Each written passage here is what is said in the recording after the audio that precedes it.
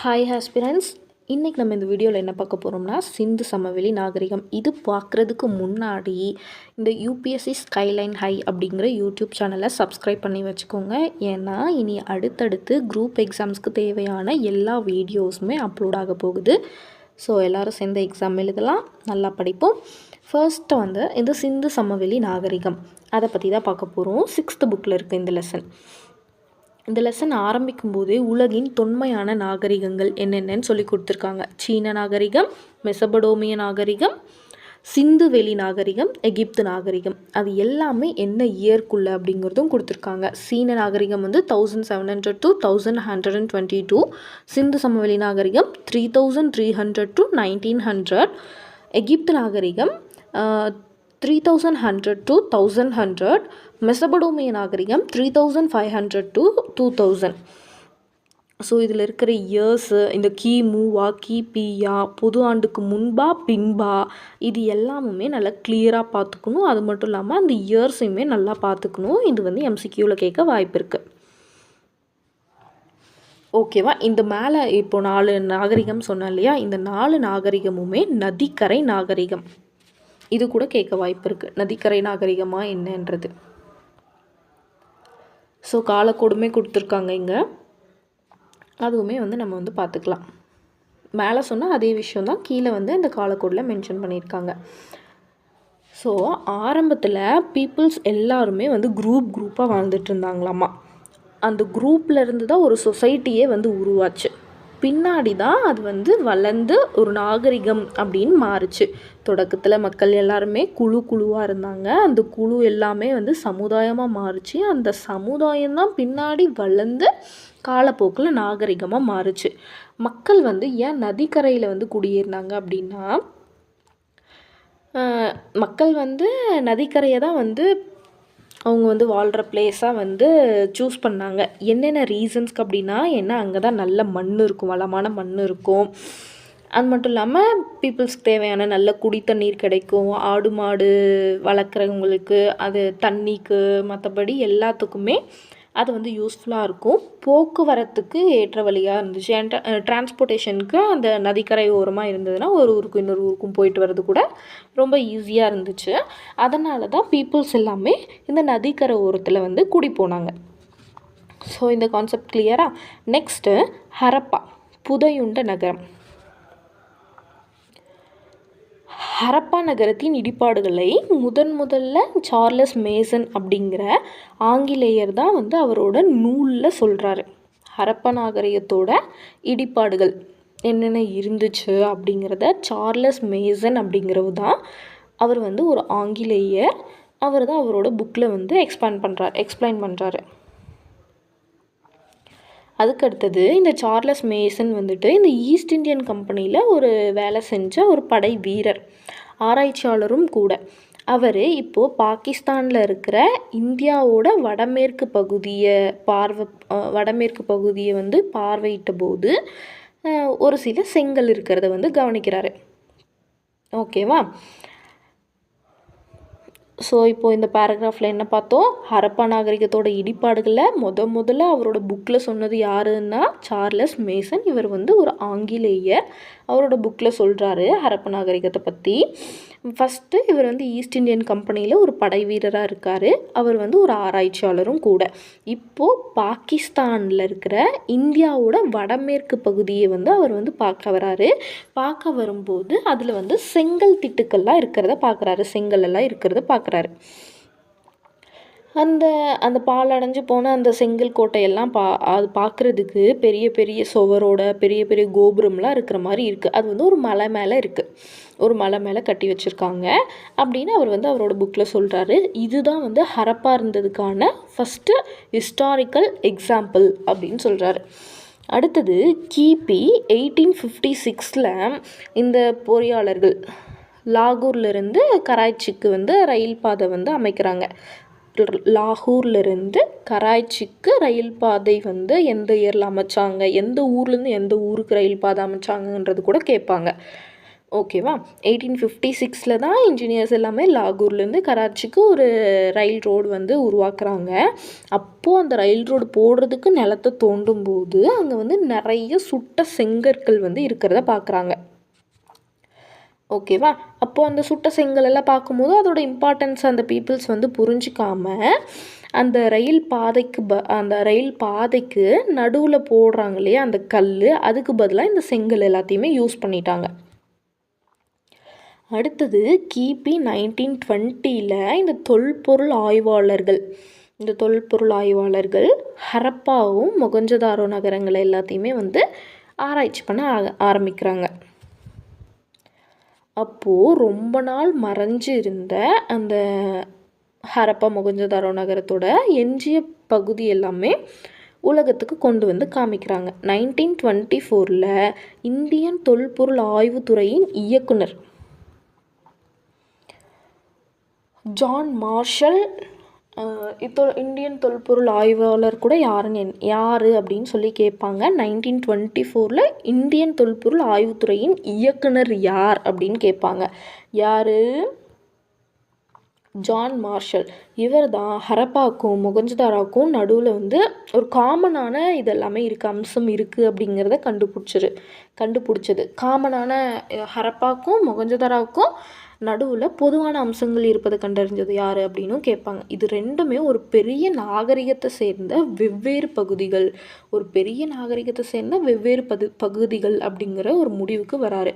ஹரப்பாவிலையும் மொகஞ்சதாராவிலையும் கண்டுபிடிக்கப்பட்ட அந்த மண் பாண்டங்கள்லாம் இருக்கு இல்லையா, அது வந்து ரொம்ப பெரிய டிஃப்ரென்ஸ் இல்லை, அதுக்கு நடுவில் சின்ன சின்ன டிஃப்ரென்ஸ் இருக்கிறது தான் வந்து இந்த ஆராய்ச்சியாளர்கள் எல்லாமே வந்து கண்டுபிடிக்கிறாங்க.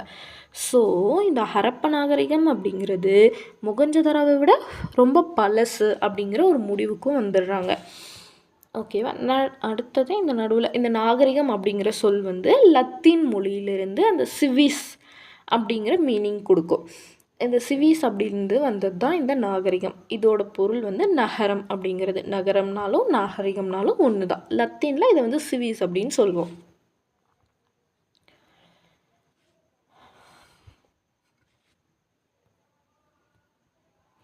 அடுத்தது கால வரையறை.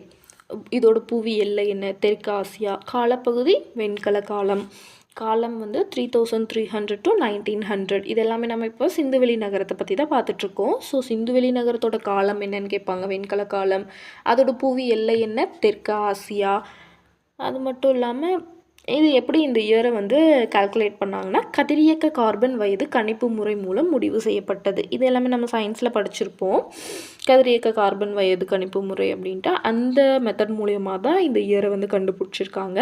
பரப்புன்னு பார்த்தோம்னா 13 லட்சம் சதுர கிலோமீட்டர் வந்து இருக்குது இந்த சிந்து சமவெளி நாகரிகம். நகரங்கள் பார்த்தோம்னா 6 பெரிய நகரம் இருக்குது. கிராமங்கள் 200க்கும் மேற்பட்ட கிராமங்கள் இருக்குது. இது எல்லாமே ரொம்ப முக்கியமான இன்ஃபர்மேஷன்ஸு. இது எல்லாமே ரொம்ப கிளியராக படிச்சுக்கணும். அடுத்தது வெண்கல காலம் அப்படின்னா என்னென்னா, பீப்புள்ஸ் எல்லாருமே வெண்கலத்தில் ஆன பொருளை வந்து யூஸ் பண்ணிகிட்டு இருந்தாங்க. ஸோ அந்த காலத்தை தான் வெண்கல காலம் அப்படின்னு சொல்கிறோம். அடுத்தது இந்திய எல்லைகளில் கண்டுபிடிக்கப்பட்ட இடங்கள். தொல்பொருள் ஆய்வாளர்கள் வந்து இந்தியா எல்லையில் ஹரப்ப நாகரிகம் அது இருந்ததுக்கான பிளேசஸ் எல்லாத்தையுமே வந்து கண்டுபிடிச்சிருக்காங்க. ஸோ இந்த கிராஃப்மே வந்து நல்லா பார்த்துக்கோங்க. ஹரப்ப நாகரிகம், மற்றபடி மொஹஞ்சதாரோ, கன்வேரிவாலா, ஹரப்பா, காளிபங்கன், ராகி கர்கி, மிட்டதாய், மந்தா, கோட்டிஜி, அம்ரி, தோலவீரா, லோத்தல், இது எல்லா நாகரிகமும் இருந்ததற்கான அந்த என்னென்ன பிளேஸில் என்னென்ன இருந்துச்சுங்கிற மேப்புமே கொடுத்துருக்காங்க. நெக்ஸ்ட்டு நகர நாகரிகம். ஹரப்ப நாகரிகம் அப்படிங்கிறது ஒரு நகர நாகரிகம் அப்படின்னு சொல்லலாம். அதுக்கு என்னென்ன ரீசன்ஸ் அப்படின்னு பார்த்தோம்னா, அங்கே வந்து நல்ல ஒரு சிட்டி இருக்குன்னா அதை நல்லா பிளான் பண்ணி கட்டி வச்சுருந்தாங்க. அங்கே கட்டிடக்கலை கூட ரொம்ப நல்லா இருந்துச்சு. அது மட்டும் இல்லாமல் அவங்க வந்து க்ளீனிங்க்கு, ஜென்ரலாக சொசைட்டியோட க்ளீன்லினஸ்க்கு எல்லாத்துக்குமே வந்து ஃபஸ்ட்டு ப்ரையாரிட்டி கொடுத்தாங்க.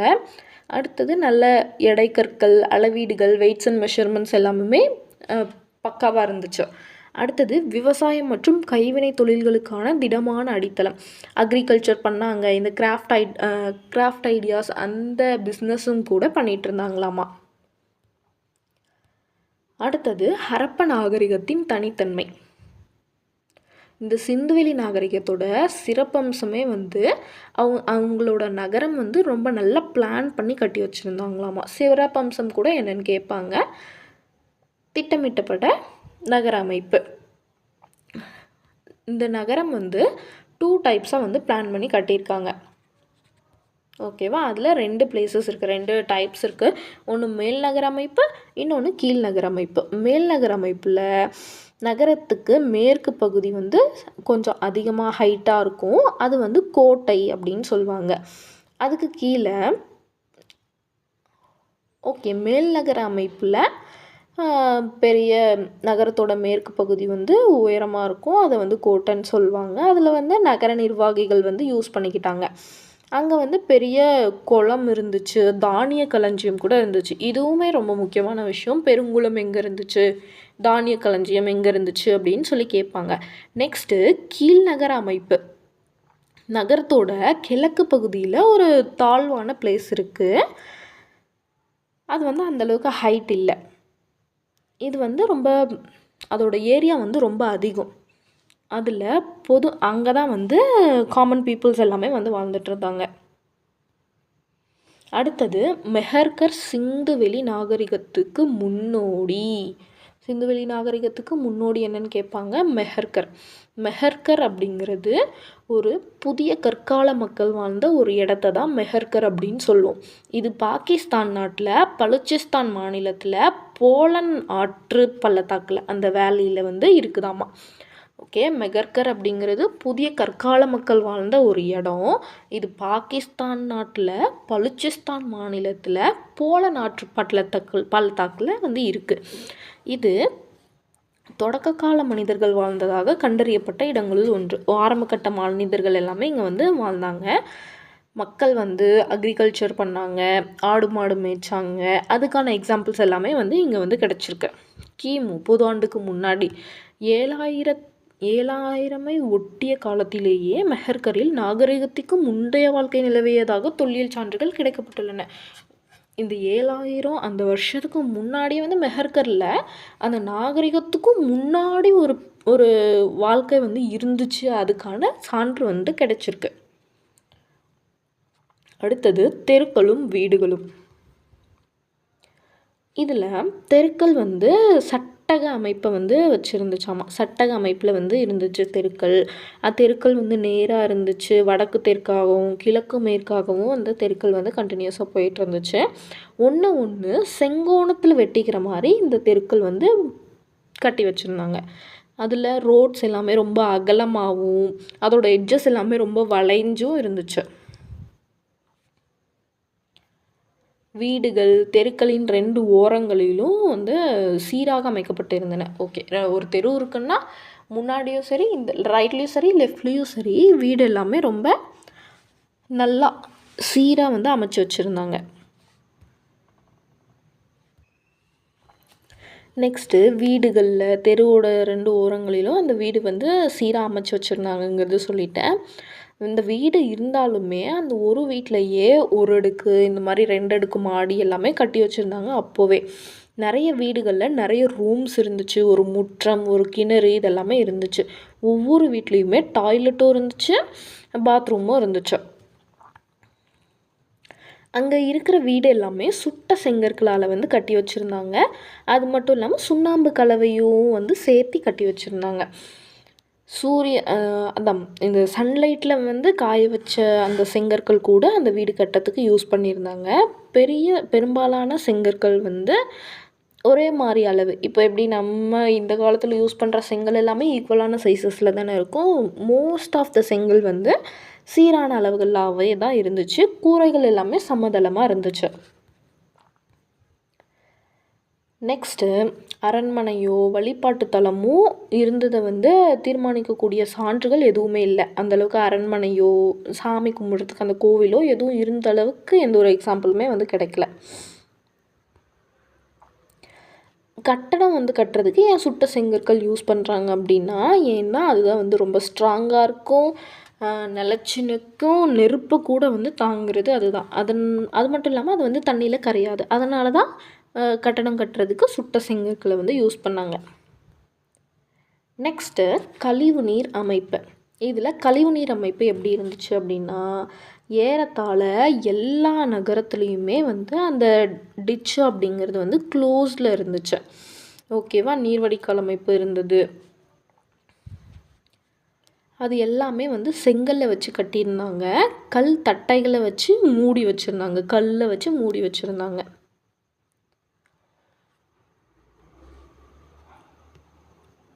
அந்த அந்த டிச்சு போகுது இல்லையா, அதில் தண்ணி தேங்காமல் இருக்கிறதுக்கு அது கொஞ்சம் ஸ்லாண்டிங்காக வந்து இருந்துச்சு.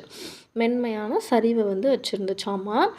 ஸோ அந்த கழிவுப் பொருள் எல்லாத்தையுமே வந்து அப்புறப்படுத்துறதுக்கு ஒரு சில ஹோல்ஸு அதெல்லாமே இருந்துச்சு. அது மட்டும் இல்லாமல் அது எல்லாமே சரியான அந்த இடைவெளியில் கட்டி வச்சுருந்தாங்களாமா. வீட்டில் இருந்து அந்த வேஸ்ட் வாட்டர் எல்லாமே பல தெருக்களின் கீழ் அமைக்கப்பட்டிருந்த குழாய்கள் மூலமாக முக்கியமான வடிகால்களை சென்றடையும் வரை, அதான் எல்லா வீட்டிலருந்து எல்லா வேஸ்ட்டுமே வந்துட்டு ஒரு சர்டைன் அந்த பிளேஸ் இருக்கும், அந்த பிளேஸ்க்கு போகிற மாதிரி வந்து வடிவமைச்சு வச்சுருந்தாங்க. ஒவ்வொரு வீட்லேயுமே இந்த திடக்கழிவை அந்த வேஸ்ட்டை வந்து போடுறதுக்கு குழி இருந்துச்சு. அந்த திடக்கழிவை தேக்கி அந்த கழிவு நீரை மட்டும் அந்த வாட்டரையாக இருக்க அதை மட்டும் வெளியே ஏற்றிட்டு அந்த திடக்கழிவு எல்லாமே தேக்கி வச்சுருந்தாங்க. நெக்ஸ்ட்டு பெருங்குளம் மொஹஞ்சதாரோவில். இந்த பெருங்குளம் அப்படிங்கிறது நல்லா எக்ஸ்பேண்ட் ஆகி நல்லா பெருசாக செவ்வக வடிவத்தில் இருந்த ஒரு நீர்த்தேக்கம்னா தண்ணியை வச்சுக்கிற ஒரு பிளேஸு. இது அந்த நகரோட நடுவில் வந்து இருந்துச்சு. நீர் கசியாத கட்டுமானத்துக்காக மிக பழமையான சான்றினலாம். இது என்னென்னா, இவ்வளோ பெரிய குளமாக இருந்தாலுமே அதுலேருந்து எந்த ஒரு தண்ணியுமே வந்து என்ன ஆகாது, லீக் ஆகாது. இதுக்கு ஒரு நல்ல எக்ஸாம்பிள் இந்த பெருங்குளம். இந்த குளத்தோட சுவர் எல்லாமே சுட்ட செங்கற்களால் கட்டப்பட்டு வச்சுருந்தாங்க. அதில் தண்ணி லீக்கேஜ் ஆகலை. சுவத்துலேயும் சரி கீழேயும் சரி எங்கேயுமே வந்து லீக்கேஜ் ஆகலை. அது மட்டும் இல்லாமல் அதோட சுவர் தளம் எல்லாத்துலேயுமே வந்து இயற்கை தார் வச்சு பூசியிருந்தாங்க. இப்போ எப்படி நம்ம செவுத்துக்கு சிமெண்ட் பூசுகிறோம்ல, அந்த மாதிரி இயற்கையான தார் வச்சு பூசியிருந்தாங்க. வடக்கு புறத்தில் இருந்தும் தெற்கு புறத்தில் இருந்தும் குளத்துக்கு போகிறதுக்கு படிக்கட்டு இருந்துச்சு. குளத்துக்கு பக்கவாட்டில் 3 புறமும் ரூம்ஸ் கூட இருந்துச்சு, ட்ரெஸ் சேஞ்ச் பண்ணிக்கிறதுக்காக. அந்த மாதிரி அருகில் இருந்த கிணற்றிலிருந்து நீர் இறைக்கப்பட்டு பெருங்குளத்தில் விடப்பட்டது. அந்த பெருங்குளத்துக்கு வாட்டர் எங்கேருந்து வரும், பக்கத்தில் கிணறு இருக்காமா, அதுலேருந்து தண்ணி எடுத்து இந்த குளத்துக்கு விட்டுருவாங்களாமா. அதுக்கடுத்தது யூஸ் பண்ண நீர் எல்லாமே வெளியே போகிறதுக்கும் ஒரு வழி வச்சுருந்தாங்க. நெக்ஸ்ட்டு தானிய களஞ்சியம் ஹரப்பா. தானிய களஞ்சியம் அப்படிங்கிறது செங்கற்களால் அடித்தளமிட்ட பெரிய உறுதியான கட்டமைப்பு. இந்த தானிய களஞ்சியம் அப்படின்னா இந்த மில்லட்ஸாக நம்ம அக்ரிகல்ச்சரில் ஹார்வெஸ்ட் பண்ணுற எல்லா ப்ராடக்ட்ஸையுமே ஒன்றா சேர்த்து வச்சுக்கிற ஒரு பிளேஸு, சேவ் பண்ணி வச்சுக்கிற ஒரு பிளேஸு. ஓகேங்களா? இது வந்து அடியில் வந்து செங்கல் போட்டு கட்டி வச்சுருந்தாங்களாமா. ரொம்ப ஸ்ட்ராங்கான பெரிய கட்டமைப்பு அப்படிங்கிறாங்க. இதில் தானியம் எல்லாத்தையும் சேர்த்தி வச்சுருக்காங்க. வைக்கிறதுக்காக யூஸ் பண்ணப்பட்டது தான் இந்த பிளேஸு. அதோட கீழே பிரேக்ஸ்லாம் இருக்கும் இல்லையா, தளம்னா அந்த கிரவுண்ட் பிளேன் சர்ஃபேஸு. அந்த சர்ஃபேஸில் அதோட வெடிப்பில் அந்த கோதுமை, பார்லி, திணை வகைகள், எள்ளு, பருப்பு இது எல்லாத்தோட மிச்சமும் வந்து சிதறி இருந்துச்சாமா.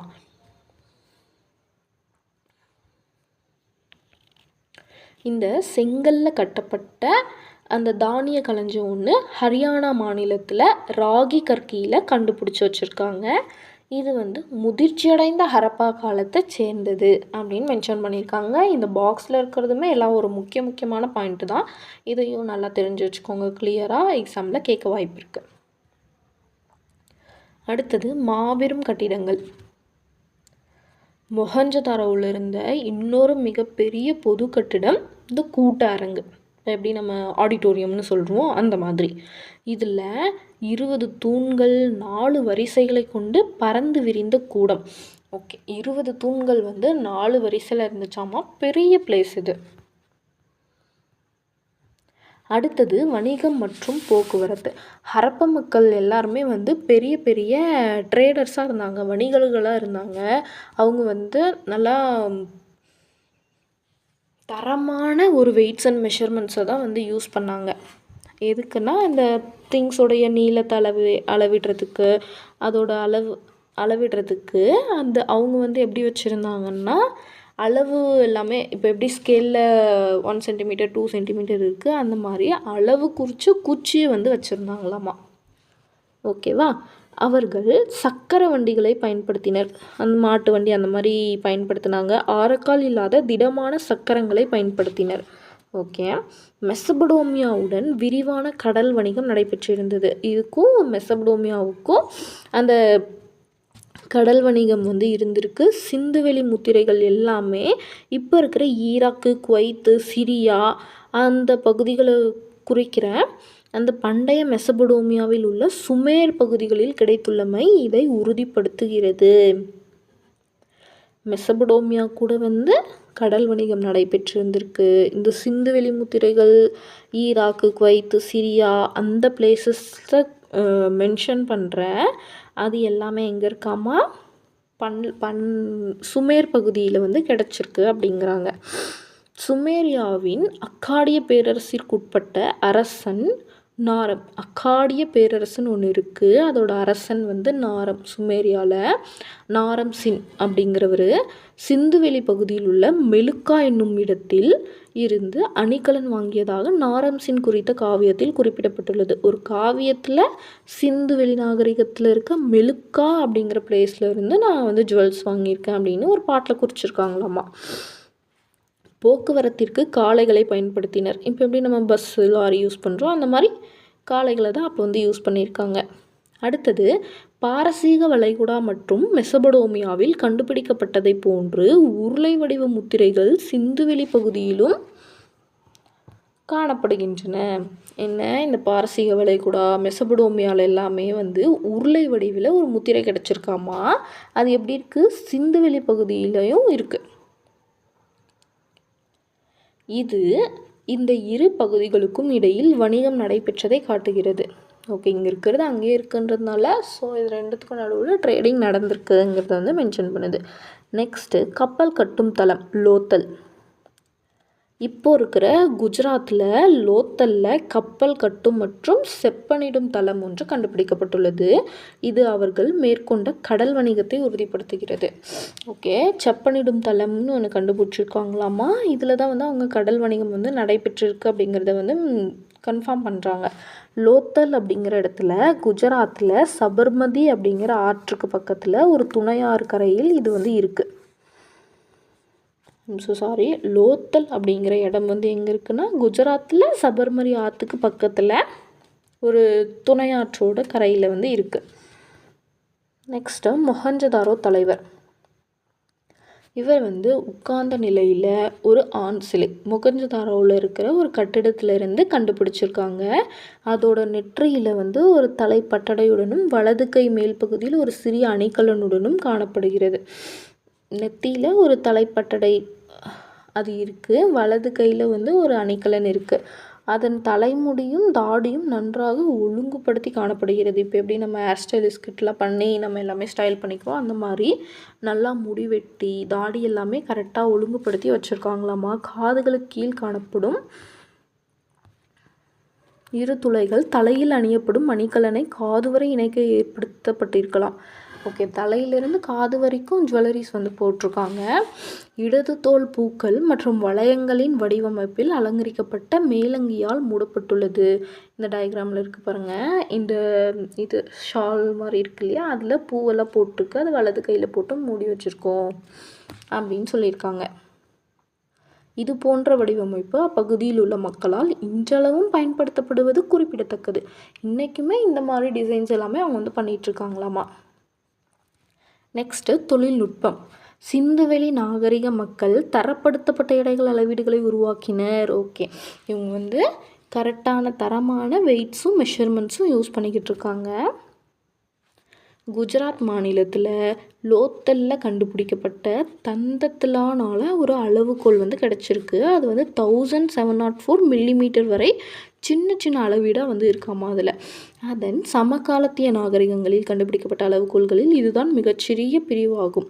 ஓகே, அப்போது அந்த டைமில் கண்டுபிடிக்கப்பட்ட அளவீடுகளில் இதுதான் வந்து ரொம்ப சின்ன அளவீடு.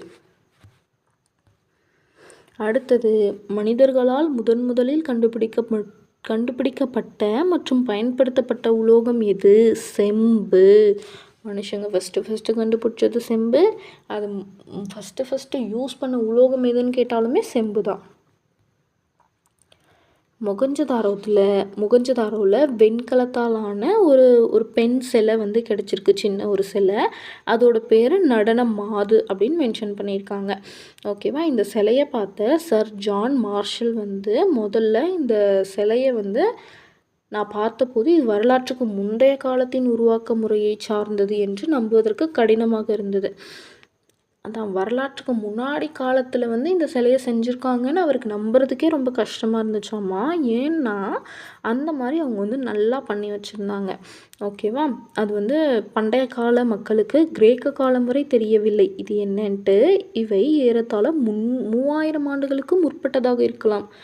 இன்னும் 3000 ஆண்டுகளுக்கு முற்பட்டதாக இருக்கலாம் என நினைத்தேன் அப்படின்னு சொல்கிறாரு. இச்சிலைகள் அக்காலகட்டத்துக்குரியதாகவே இருந்தன என்றார். ஆமாம், அது 3000 ஆண்டுகளுக்கு முன்னாடி செஞ்ச சிலை தான் இது. அடுத்தது கேவிடி வளாகம். பாகிஸ்தானில் இன்றைக்கும் கொர்க்கை, வஞ்சி, தொண்டி, மத்ரை, உரை, கூடல்கர் என்ற பெயர் கொண்ட இடங்கள் உள்ளன. இது எல்லா ஊரையுமே நல்லா தெளிவாக பார்த்துக்கணும். இன்னும் கொர்க்கை, வஞ்சி, தொண்டி, மத்ரை, உரை, கூடல்கர் என்ற பெயர் கொண்ட இடங்கள் உள்ளன. கொர்க்கை, பூம்புகார் போன்ற சங்ககால நகரங்கள் மற்றும் துறைமுகங்களின் பெயர்களும் உள்ள இடங்கள் ஆப்கானிஸ்தானில் இருக்காமா. இந்த மாதிரி சங்ககால பெயர்கள் இருக்கிற ஊர் அந்த ஹார்பர்ஸுமே வந்துட்டு எங்கே இருக்குது? ஆப்கானிஸ்தானில் இருக்குது. ஆப்கானிஸ்தானில் இருக்கிற ஆறுகள் வந்து காவிரி, புருன்ஸ் மற்றும் பாகிஸ்தானில் இருக்க ஆறுகளான காவிரிவாலா மற்றும் பொருணை ஆகிய பெயர்கள் தமிழ் சொற்களை முழுமையாக பிரதிபலிக்கின்றன. அந்த ஆப்கானிஸ்தான்லேயா இருக்கட்டும் இல்லாட்டி பாகிஸ்தான்லேயா இருக்கட்டும், அங்கே இருக்கிற ஊர் பெயர் எல்லாமே வந்து தமிழை வந்து நல்லா தெளிவாக காமிக்குது அப்படின்னு சொல்கிறாங்க. இந்த மேப் ஒன்று கொடுத்துருக்காங்க, இதை நல்லா பார்த்துக்கோங்க. மொகஞ்சதாரோ எங்கே, ஹரப்பா எங்கே அப்படிங்கிறது எல்லாமே கிளியராக மென்ஷன் ஆகிருக்கா. அடுத்தது சிந்துவெளி நாகரிகத்தின் மறைந்த பொக்கிஷங்களை பற்றி உனக்கு தெரியுமா அப்படின்ட்டு ஒரு இது கொடுத்துருக்காங்க.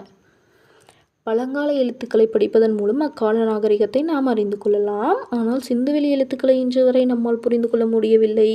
எனவே சிந்துவெளி மக்களின் வாழ்க்கை முறையை அறிவதற்கு வேறு ஏதாவது சான்றுகளையே நாம் நோக்க வேண்டி உள்ளது.